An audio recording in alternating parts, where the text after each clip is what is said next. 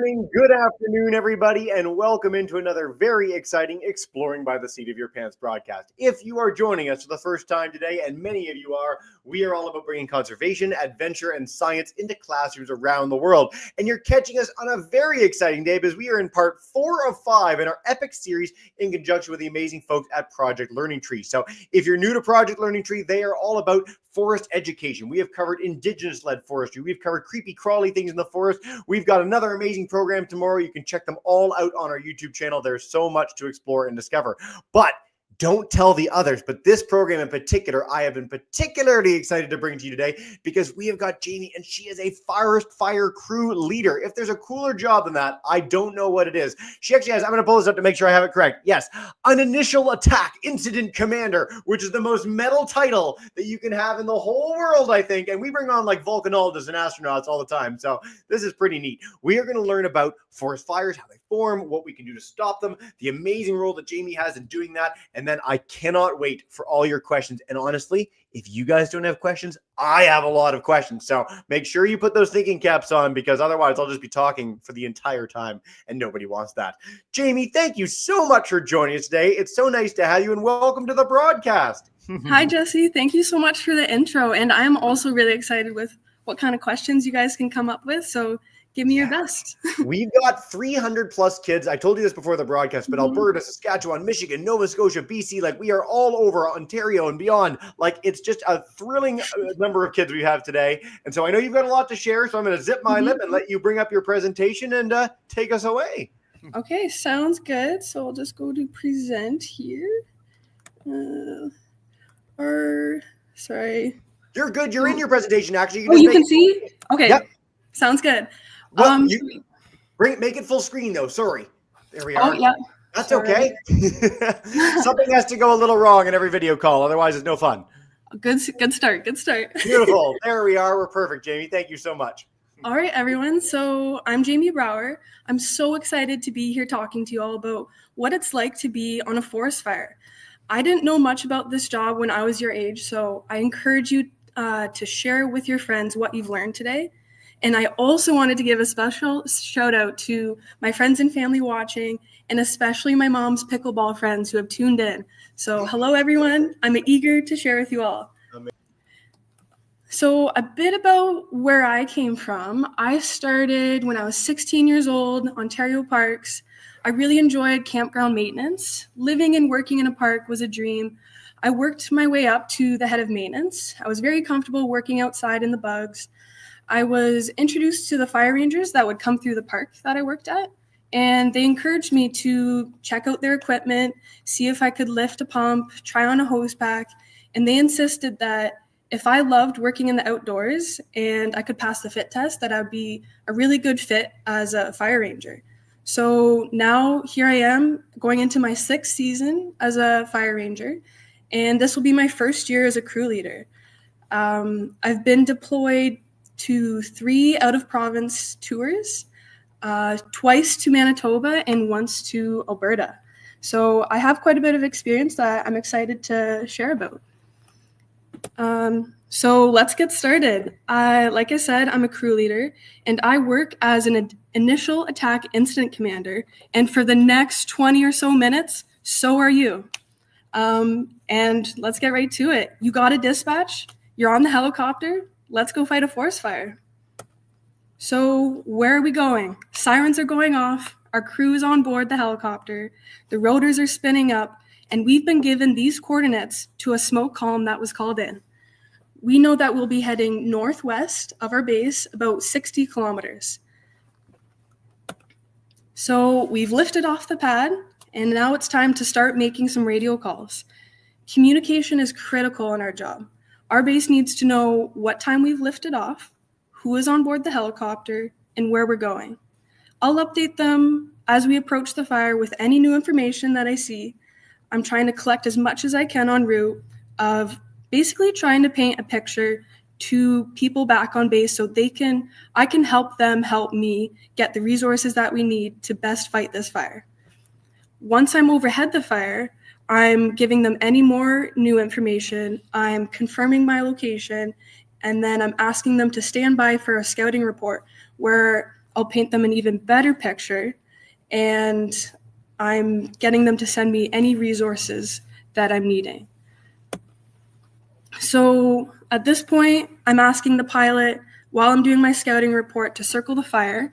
This could be upwards of 10 minutes, but I'm trying to get this done as soon as possible.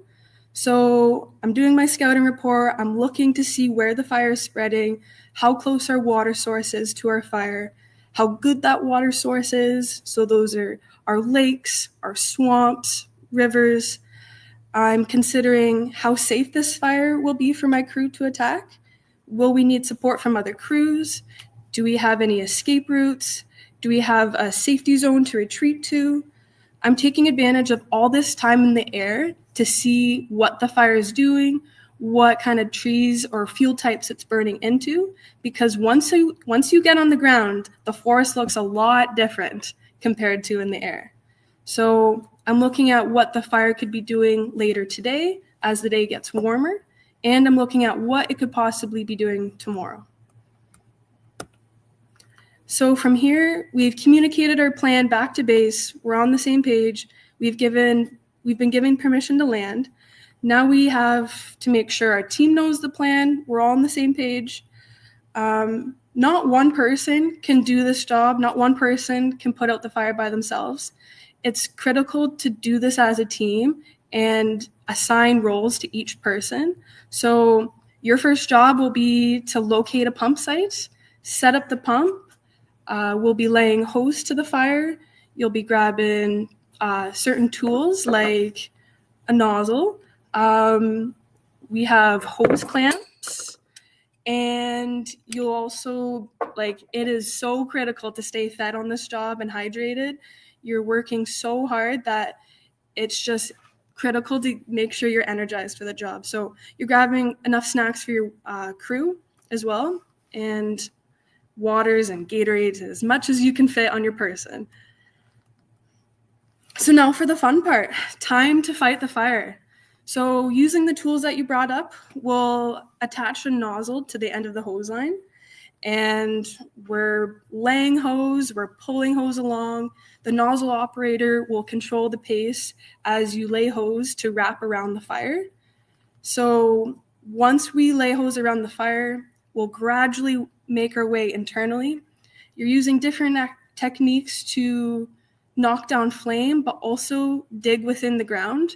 You're trying to separate the burnt material from the green, and eventually, as the fire dies down, we're going to be what we call cold trailing and looking for hot spots to make sure basically put the fire out. That might not be possible the first day. So if you're there for longer than a day, once you're comfortable the first night to leave the fire for the day, we'll be looking to set up camp. Not a lot of people realize it, but we do camp along the fire line. So we're setting up our tents. Each fire ranger is given a tent to sleep in, an air mattress, a sleeping bag. We go out there with camp stoves, crew shelters. We're able to work 14 days on the fire line. So we get sent out with as much gear as possible, but from there, beyond our 48-hour food kits that we're sent out with, every 2 days, you're able to request in more food, more resources to help camp. So this could include more propane, more batteries, more electrical tape, consumables, we call them, to make sure that you're able to do your job to the best of your ability. The food kits that we get are really good. Like, we get coolers filled with steak and eggs and bacon for the mornings. It's fun to really get creative out there. I really like to try new recipes. Like here, I've made sweet and sour pork chops and a mixed rice stir fry. But you can see what it's sitting on is camp furniture that we've made. So there's a lot of cutting to be done on this job. We're able to basically make planked boards, and we go out there with nails, but that's another thing you could request in. And yeah, that's that creative outlet side of this job is really fun for me. I love camp operations. Camp comfort is really important to me as a fire ranger, because if you're comfortable out there, you're happy doing your job, that's your day job. That's what you're getting paid to do. So if you're comfortable, you'll be able to do the job a lot longer. So what's the next day? We're back out on the fire line, and it's your turn to nozzle. So there's different size nozzle tips. Just want to confirm that you guys can see me now, Jesse? We sure can. Yeah, I'll bring it up so you're full screen. There we are. Perfect. Okay, so I'm showing you guys a nozzle here, and we have different nozzle tips that we play around with depending on what the fire's doing. So as we lay more hose, as you from your pump site to your nozzle, could be upwards of 2,000 feet of hose. As you lay more hose, the pressure from the pump is going to decrease. So you're going to use a different nozzle tip. The smaller you go, the more increased pressure you'll have. However, you want to use ultimately the largest tip possible, because the larger the tip you have, the more volume you're going to get on the fire. And that's really the name of the game. The more water you have on the fire, the easier it'll be to put out. Versus a smaller nozzle tip is important, because that way you're able to dig deeper. However, there is just such a difference from your smallest nozzle tip. So there is a bit of playing around, wanting to have your best balance of best pressure, but also the maximizing volume. So it's all dependent on how big the fire is, the intensity, and what the fire is doing. Super cool. Thanks, Jaimie. Yeah. So we can go back to the presentation. Yep, we're good. Okay, so from there, you'll have hose handlers, other people on your crew who's gonna, like I said before, help you lay the hose ahead of you, help just pull hose along so you're not getting caught on snags of stumps and whatnot. Because the fire is not just going to be a straight line. Fire has all these ways of burning in bays and fingers, we call them.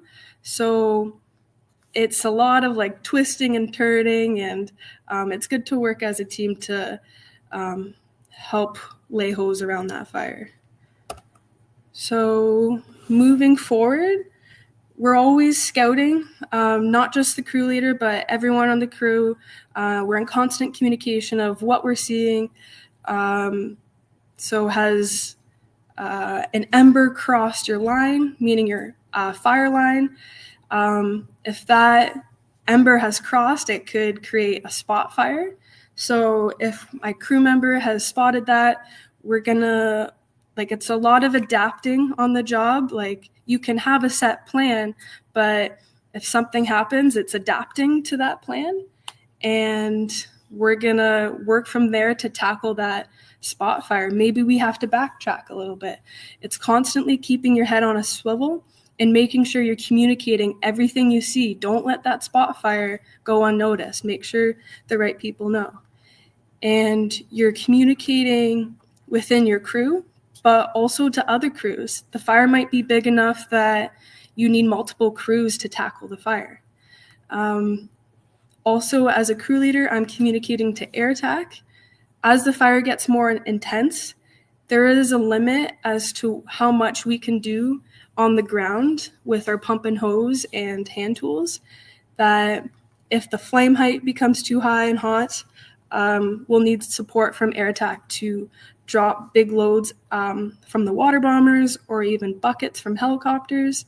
And they're going to count on us to make sure that we're out of their drop zone, and also that they hit their target. Maybe they were way off, but you're trying to paint a picture to them too of what they're, where you're needing them to drop their load. And then also communicating back to base too, making sure they understand the intensity of the fire. Are you adapting to your plan again? Are you needing more resources than you originally thought? Are Are you needing less? Can you dismiss a crew? It's all about distribution of resources, because if you're holding on to another crew, really we're going to be needing them more so probably back on base to cover alerts.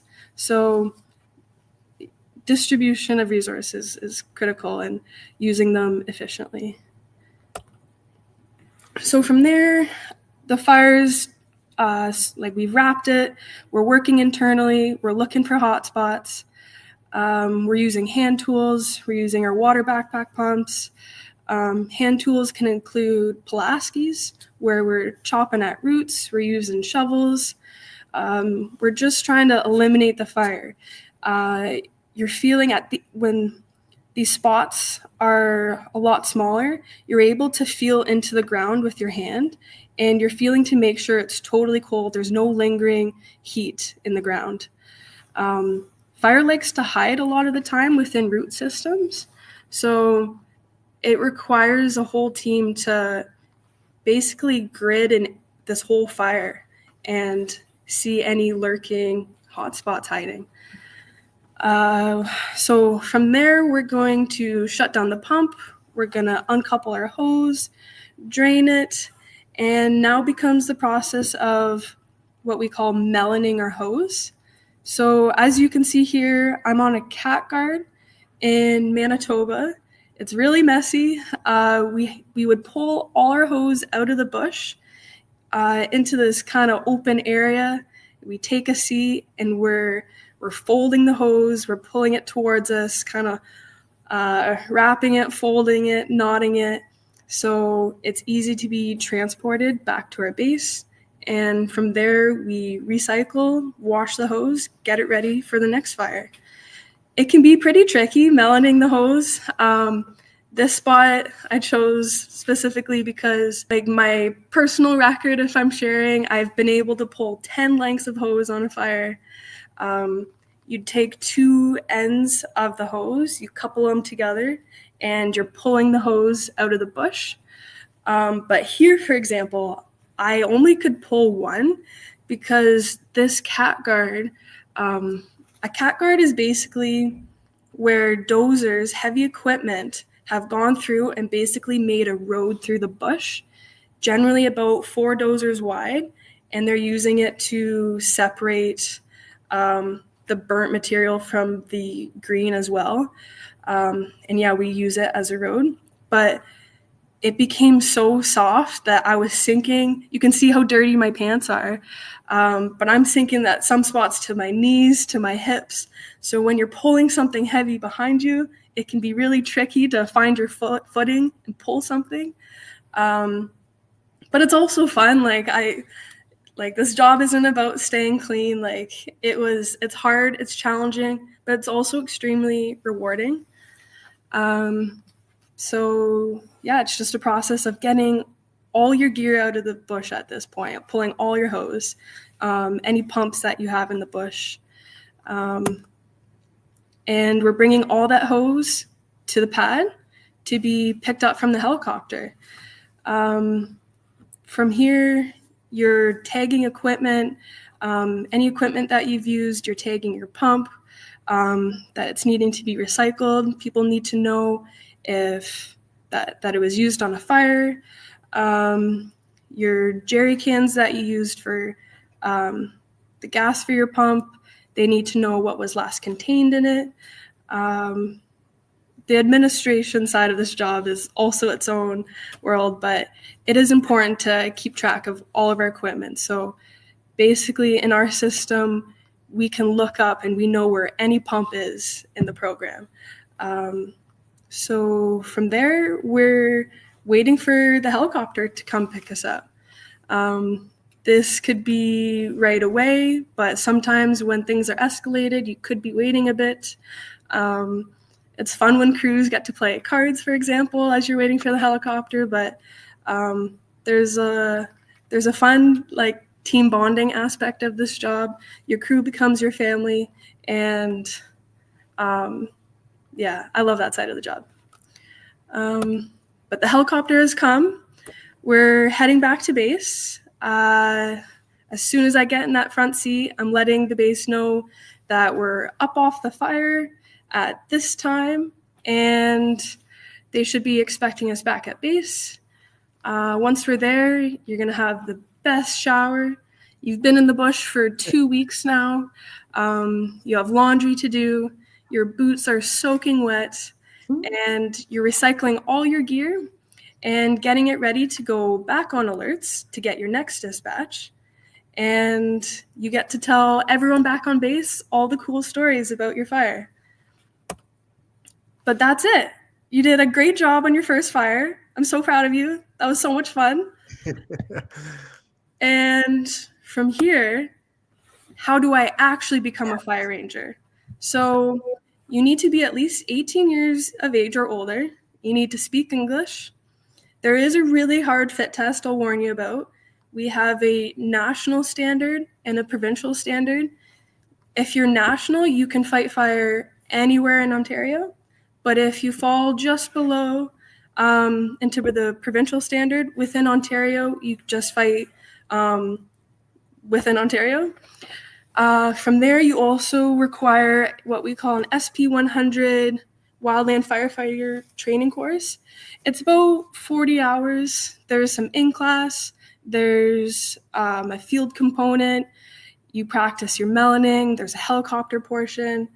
From there, you have a test at the end, but it is a good intro to what we do. However, you have so much training that we teach you within your crew on the job. So that was my thing. I thought I had to be perfect at the job before I even started, but really you get better at the job by practicing it. So it's kind of just to get your foot in the door, understand what the job is about, making sure you can pass that fit test, pass the test, and also making sure you have your standard first aid. But from there, if you get hired on with a base, there's so many within Ontario, but if you're in those other provinces, there's a lot of fire opportunities and jobs to be had. So I would really encourage you to check it out, tell your friends, and hopefully I see you out there on the fire line. Outstanding. Jaimie, what a fun presentation. Thank you so much for the deep dive. Feel free to come out of screen share so you can see us again, have a bit of a conversation. We've got a bevy of live classes. We've got a bevy of YouTube classes. So take your time. No worries. We've got lots of time. I know it's going to get there. You go. Cool. So many questions already pouring in. Miss Lou's class, we're going to come to you guys first for a second for our live groups, but YouTube has a bunch to begin. Miss Riddle's class wants to know, how do you know where to camp safely? So when you're out there and there's a fire, you're on the fire line. What are you looking for? Yeah, so that great question. It varies. It varies depending on where the fire is going already. So within my scouting report, I'm acknowledging the wind direction of what the fire is. I can tell what the fire wants to do. So generally, we're not going to be camping ahead of where the fire is going. We're going to kind of stick at the rear of the fire and a safe distance. There's times where I'm hiking maybe a couple kilometers. There's some times where we're flown into the fire. It varies, but Super cool. Well, thanks, Miss Riddle, and thanks, Jaimie, for the first question. Miss Lou's class, we're going to head to Milton, grade 5s. Come on in, take us away. Hey. Have you or your crew ever got injured or overheated before? Ooh, cool question. Good question. I personally have not been hurt on a fire, but it's happened. The ground is not always flat, level, pretty, and perfect. We've been dropped off in swamps before, so I know of people who have taken a weird, awkward step and have sprained their ankle. There's a lot of overhead hazards. I've known people who have been kind of hit by trees a bit, but that's why we do everything we can to try and get ahead of that. We're wearing hard hats. But yeah, it happens for sure. But even the nature of the injuries you've talked about, I love when we come into a program like this, because the assumption is, it's very, very dangerous. And it is dangerous being in and around a fire. But you talk so much about teamwork. You talk so much about prep. And this is true whether people are at sea on ocean expeditions or in the Arctic or astronauts we've had on. Most or like most groups and jobs where it could potentially be very dangerous, there's so much training and prep that goes in. You mitigate that as much as possible. So just like you prep for things in your class, you study for tests, people like Jaimie study for going out for a fire to make sure that they're not in that situation, because you don't want to be having to rescue someone in a really dangerous situation from the middle of the bush in the middle of a fire. So thank you for that question, guys. All right, Mrs. Fisher's class, Carsonville, come on in and take us away. Hey. How many forest fires have you been to? Ooh, good question. So I should know that number because every fire that I go on, it's a silly little thing that I do where I try and take a fire rock. So, and I'll write the fire number on it. Hopefully I get it within the burn. Hey, yeah. But I got a whole like box of gravel basically at my house. So generally when I first started the job, I actually thought that I would be on a fire every single day. However, you can be on a fire for 2 weeks at a time. So I've had summers where I'm 2 weeks in the bush, 2 days off. But I would say on average, maybe roughly 10 fires a year. Wow, though. That's a lot. That's more than I would have expected. So very cool. Yeah. All right. Great question, Mrs. Fisher's class. We're going to go to Mr. McEwen's class. Come on in, Alberta, and take us away, folks. Hey. Hi. Hi, I'm Dylan, and what happens if people get stuck in a fire and if it's surrounding them? Ooh, cool question. Great question. So you are able to walk through the burn. Like I want to try and make this sound not scary because it's not. Like when you're picturing a forest fire, you're probably picturing those crazy flames. However, there's like a scale of intensity. So a class 1 would be just like a smoldering, it's kind of like ashy, picture the coals on a fire. It is safe to walk on that. So generally, you're not going to want to walk through the high flames. You're keeping a distance. That's when we're having air attacks. So if that were to happen, I just wouldn't put myself in the situation where you're surrounded by flames. So, No, this is great because I think, again, just like the kids, my conception would be like a big wall of flame in every direction around you. And that's not what it's actually like on the ground in most circumstances. And I think maybe our kids might have seen things like I would have seen where if someone were in that situation, suddenly a fire gets really intense, they can't fly something in. There are shields or protective things that you could get down in a fire if you needed to. Do you have those on you or what's the deal? So in Ontario, we do everything we can to like keep ourselves safe. So I think you're talking about the burn shelters, and that is just not within our protocol. Not that we don't want to like keep our firefighters safe, but we just have measures before I would ever get to that situation. So just like other provinces, for example, like we're known in Ontario as like the pump and hose donkeys. Because we have lakes all over Ontario. However, in BC, they have a lot of mountains, so they have to adjust their tactics. So different fire agencies have different protocols, and for us, we just have a few measures where we're not going to put ourselves in the situation where we're that close to being burnt over. So which is good. I mean, we as an Arctic example too, we've had people a lot in polar bear territory, and like it has literally never happened in any of our Arctic programs that someone has to fight off a polar bear. Like you don't want to get to that situation. So much goes into playing where you're not getting in that situation. So thank you for sharing that. And pump and hose donkey should be the byline the next time we have the program. Yes.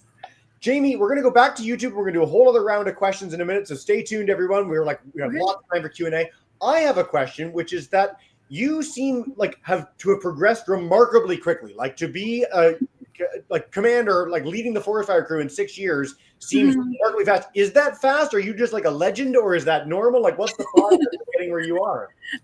Yes, I appreciate that. I like to think that I'm in the right place at the right time, but the reality is with our program, we do have a lot of turnover. So as part of the reason why I'm so excited to reach out to all you young kids to know that this is a job that you can work towards.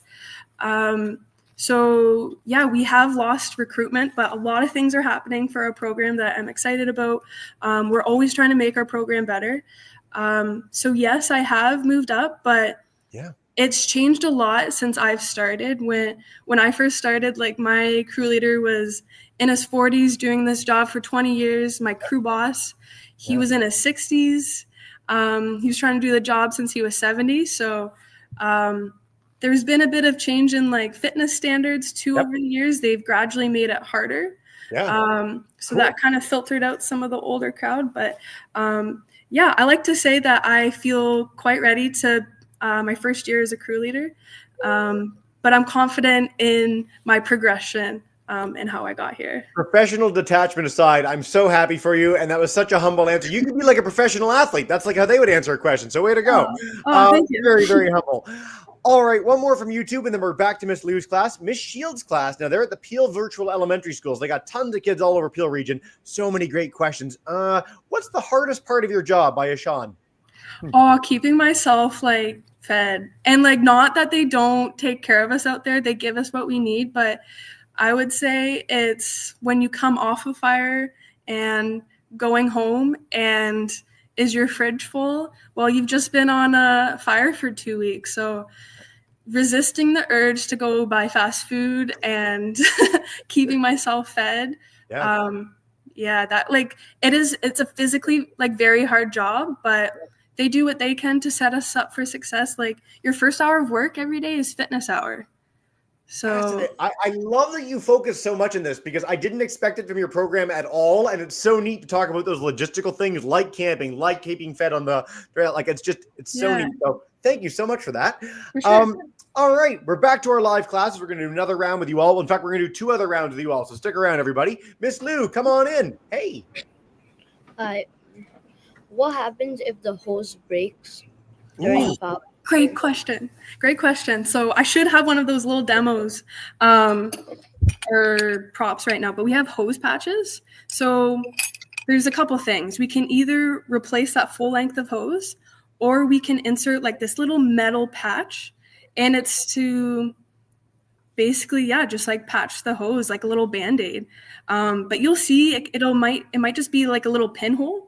Or maybe fire has burnt it. That's generally when we're going to want to replace the whole length. A length is about 100 feet. However, we're using what we call hose clamps, and we're going to call it strangling the hose because it's such hard pressure. Like you could not, like maybe you could squeeze your garden hose at home, but we're using these tools to basically pinch the hose, and we're able to uncouple the length and replace it that way. So basically it'll just shut off your pressure by strangling it. But how cool is that? Jeez, I'm learning so much. This is so much fun for me. Awesome. Mrs. Fisher's class, come on back in Carsonville. Mr. McEwen, we're coming to you next. I will say too, for our live classes, if you have extra questions you don't get answered today, you all seem to be lining up, you can email them to me. I'll get them to Jaimie. We'll get all your fire questions answered at the end, no matter what. But Carsonville. Can a forest fire be okay? Could you just have to leave it alone? Like, is it fine? Yeah. That's a great question. So we call those Bob fires. So not Bob your dad or Bob my dad, but they're called being observed. So say the fire is on an island and there's no threat to anyone. It's just going to burn itself out. Forest fires are actually really good for the ecosystem. Species like jack pine, they actually need forest fire to be able to reseed. They're called serotinous cones, the pine cones on that tree, and they need a certain heat to be able to open up and seed itself. So that's why you see that species will kind of grow together because a forest fire has wiped through that area. So being observed fires are actually really great, and they can also occur in a lot of like northern places that it's not a threat to anything for like thousands and thousands of kilometers. So they're kind of like prescribed burns in a sense where, we can just let the fire go. We actually talk about this in our Parks Canada series a lot, that Parks Canada's official policy used to be like, make sure every fire goes out immediately. And now they're like, no, we need to burn things, but burning's really, really important. It means you don't develop all that fuel that fires can really like devastate a whole province or an ecosystem. So I love this question, guys. Great question. Mr. McEwen's class, back to you. Come on in. Take us away. Hey. My name is Scotland, and how high or tall can the fires get? Great question. Oh, hello. So how tall can they get? So, I mean, great question. I've seen trees they're fully engulfed. We call those class 6 fires. So I believe it's a greater than 4 meters is that kind of height. But I don't know if you take a look at a forest, like how tall those trees go. I mean, it can be fully engulfed. So that's when we're wanting air attack, because there's no volume that we can put on the fire with our pump and hose. That'll be air attack. So yes, our job is very important, but we also couldn't really do it without the support of air attack. One of the most intense films I've ever seen was called North of Superior from the 1970s. And they showed a forest fire where, I mean, it was literally just a whole forest and the fire was just racing through it and the trees were catching like that. I mean, that's got to be one of the most intense things that you can experience on planet Earth. So very high. Great question, guys. Okay. Time flies and you're having fun. We're going to take 5 more questions before we wrap up, and then please do email us more. This has been such a fun Q&A. I love this query from Miss Riddle's class. Do you have to stop fighting the fire if it starts raining? Oh no, the fire keeps burning. Like maybe the canopy will block a bit of the rain. It's definitely really helpful, but no, we're still out there. We're still out there on the hose. Yep. Yeah, we're trying to maximize the volume. So it's honestly like we generally have 5-person crews, but the rain is like our 6th person. Yeah, very cool. What a great way of phrasing it. All right, Carlene wants to know what inspired you to become a firefighter. Any particular thing when you were younger? There's a couple things. I feel like I've always kind of had a stronger work ethic where I like to be proud of what I do, and there's a lot of pride in this job. When I was working at the park initially, we had a fire evacuation because there was forest fires in the area. Our whole park got smoked out. We were evacuated for 3 weeks. Wow. And it was a cool side to see, but I also wanted to be out there on the front lines myself. Like I wanted to be in the action. And then also when I was younger, lightning struck a tree near my house and caused a fire in my basement. So I don't know. It's kind of cool to be on the other aspect of that, to see lightning. Like most of our fires are lightning striking trees and starting fires. There is the human caused fires, but like majority of the fires that we fight in our district, at least, are lightning fires. You lived it. Like it's really so rare for the people that you bring on. Audience, before I do our final 3 questions with our live classes, I just want to note, you all know we send out a survey at the end of these broadcasts. I'd love to hear what you think of this, because this has been one of the most fun ones I've had in a very long time. So, Miss Lou's class, come on in, take us away, grade 5s. Hey. What was the worst forest fire you ever experienced? What was the worst? I don't know. I love this job. I'll tell you a bit about the most intense one. Was probably last fall, and it was kind of my first crack at they let me run a crew, and it was October fire. I was seeing fire behavior that I've never seen before, and especially in the fall, especially in October, it'd be -10 at night. It'd be burning really deep into the ground, so it was really slow going. I was talking to Air Attack nonstop for 4 days, guiding them in, telling them where I'd like to have drops. But there was just a lot of adapting, as in our water lines would freeze at night. So it would just be this solid tube of ice, and adjusting to that, like our pump heads freezing at night, just jumping to conclusions of, oh yeah, that line of the fire is fine, but it's not, and watching like trees torch off, doing opposite of what I expected it to do. So in terms of the worst, it wasn't the worst. It was probably the most stressed I've been on the fire, but that was also just like the novelty to the job. Like now I can use those experiences for every fire from here on out, that now that I've experienced that, I know how I can adapt in the future. It's literally was a trial by fire, and you nailed it. So, way to go. How cool was that? Oh, Mrs. Fisher's class, we're coming to you, and then we're going to wrap up with Mr. McEwen in a minute. Come on in Carsonville. Hey. How do you know when there's a fire? Ooh, how do we even? Yeah, great question. So a lot of them are called in by just the public. We have detection planes that go around. They'll have like a planned route within our district, and we have resources where we can actually see the route that they're following, and they'll call in smokes for us.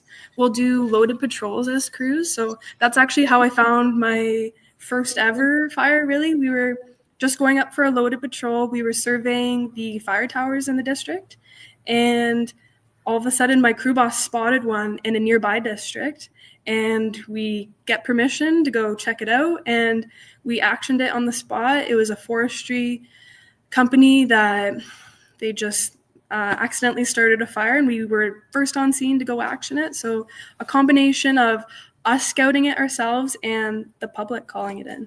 How neat is that? Man, I'm learning so much. This is the most I've probably learned in one broadcast ever, and I've done 1,800 of these. Awesome. Mr. McEwen, come on in to wrap us up, and with one final question. Thanks, guys. Hi. Hi, my name is Adalia, and my question is, have you ever saved animals from a fire? Oh, yeah, great question. It's really exciting. I would say the most exciting thing I've seen was over in Red Lake. We were in a park called Woodland Caribou, and I actually saw a caribou. I heard some trotting behind me, and all of a sudden this caribou started trotting, and as soon as I said, like, I thought it was moose, I shouted moose, and it was actually, caribou just like turned a corner and ran by me. I've found like caribou sheds, like little antlers on the ground. I've seen moose antlers. Yep. There's a lot of, obviously, like things you'd see like squirrels, rabbits, grouse, things like that. And you don't have the capacity to save them. Like if you saw an animal in the fire, you don't have the ability to like pick that up and take it somewhere else, do you?